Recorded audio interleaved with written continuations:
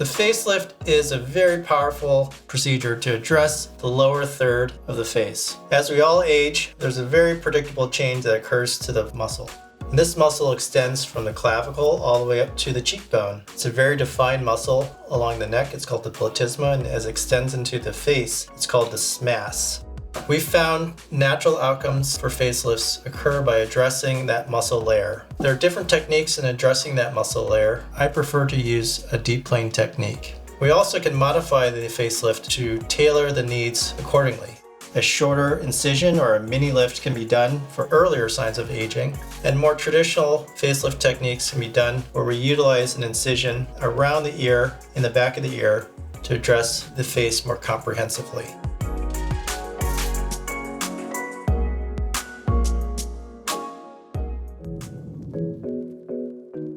The Necklift addresses blunting of the cervical mental angle, which is the neckline. It might address fullness in the submental region, which is called submental fat. When contouring these structures, we can achieve a very defined neckline.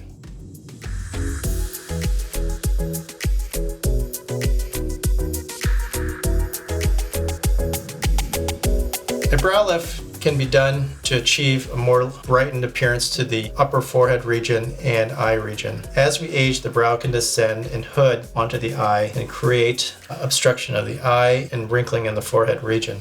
I utilize a technique called the endoscopic brow lift, where we use smaller incisions in the hairline to achieve a lift of the brow. We can modify and tailor this type of lift to lift the brow in a very specific manner. Some patients may require what's called a temporal brow lift, where we lift up the side portion of the brow, or we might need to use a more traditional approach where we lift up the brow in its entirety. This procedure achieves very natural and lasting outcomes.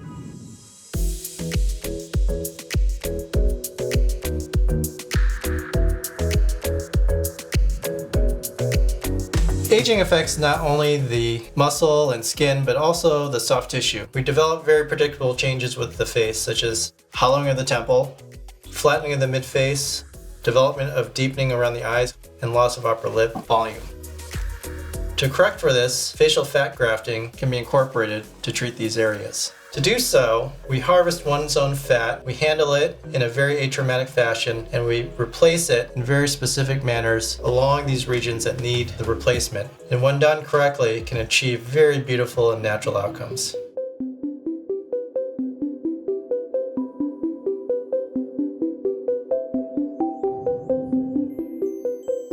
The eye undergoes very predictable changes associated with aging. The upper eyelid skin becomes a little bit looser and redundant, and that creates an aged appearance to the eye. The lower eyelid develops contouring changes, specifically fat deposits that start to show, and that can create a puffiness around the eyes. A blepharoplasty can address both of these issues. By contouring the upper eyelid and trimming some of the excess skin, we're achieving a more youthful appearance. On the lower blepharoplasty, what we're doing is contouring some of the fat on the lower eyelid and occasionally resurfacing or contouring some of the skin redundancies to achieve a more youthful outcome.